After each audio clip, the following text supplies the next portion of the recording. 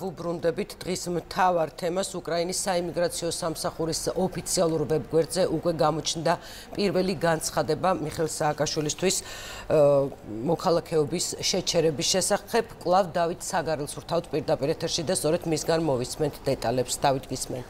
დიახ, უკრაინის რადას დეპუტატის მიერ გავრცელებული განცხადება, რომლის შესახებაც ჯერ კიდევ 1 საათის წინ მსჯელობდნენ საბოლოოდ სიმართლეს შეესაბამება უკრაინის საიმიგრაციო სამსახურის ოფიციალურ ვებგვერდზე გამოქვეყნდა ცდობა იმასთან დაკავშირებით, რომ მიხეილ სააკაშვილს შეუჩერდა უკრაინის მოქალაქეობა. ამის გაპროტესტებას სააკაშვილის თანამოაზრეები აპირებენ უკრაინის საკონსტიტუციო სასამართლოში, ამბობენ, რომ ეს საერთაშორისო ნორმების უხეში დარღვევა არის.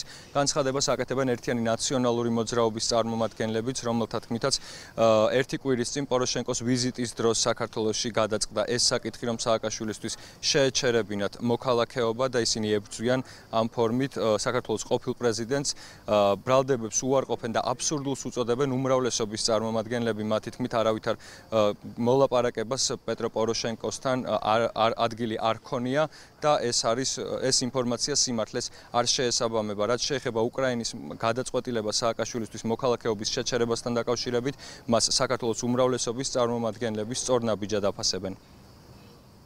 პრეზიდენტის ადმინისტრაცია უკრაინაში იხილავდა მიხეილ სააკაშვილისთვის მოქალაქეობის ჩამორთმევის საკითხს და ეს საკითხი განიხილებოდა როგორც მთავარი პოლიტიკური ოპონენტის წინააღმდეგ ბრძოლის ერთ-ერთ ფორმად.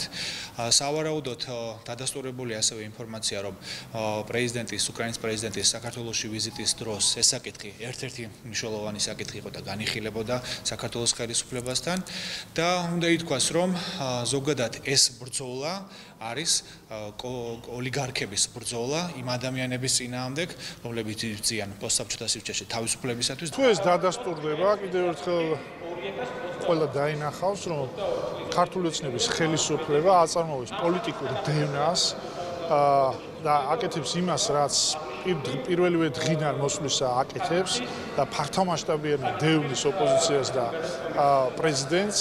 ამ შემთხვევაში ეს არის საზიანო ქვეყნისთვის და ეს კიდევ ერთხელ ლახავს ძალიან მნიშვნელოვნად ჩვენი ქვეყნის იმიჯს. ალბათ უკრაინელი ხალხი მივიდა იმ დასკვნამდე, რომ ჩათვალეს, რომ არ ქონოდა მოქალაქეობა ამ ადამიანს. ჯერა უკრაინელი ხალხი სიბრძნის და პატივისცემთ მათ გადაწყვეტილებას. ერთობლივ პრესკონფერენციაზე თავად დააფიქსირა ბატონმა პოროშენკომ იმის შესახებ, რომ ესეთი თხოვნა თუ იქნება საქართველოს მხრიდან, აუცილებლად განიხილავდა შესაბამისი უწყებები.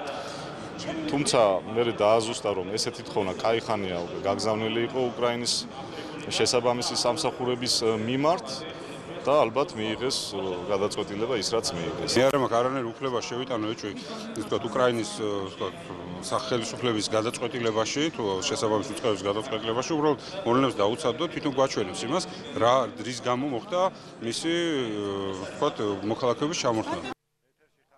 მაყურებელს კიდევ ერთხელ შევახსენებ, თუ როგორ განმარტავს ამ გადაწყვეტილებას უკრაინული მხარე, როგორც საიმიგრაციო სამსახურში აცხადებენ, სააკაშვილმა მიუთითა ცრუ ინფორმაცია მაშინ, როდესაც ავსებდა მოქალაქეობისათვის საჭირო დოკუმენტაციას, როგორც საიმიგრაციო სამსახურში აცხადებენ, სააკაშვილმა არ მიუთითა, რომ მას ჰქონდა კანონთან დაკავშირებული პრობლემები სხვა ქვეყნებში. დიდი მადლობა დავით საგარელი საუბრობდა პირდაპირ ეთერში ახალი დეტალებით.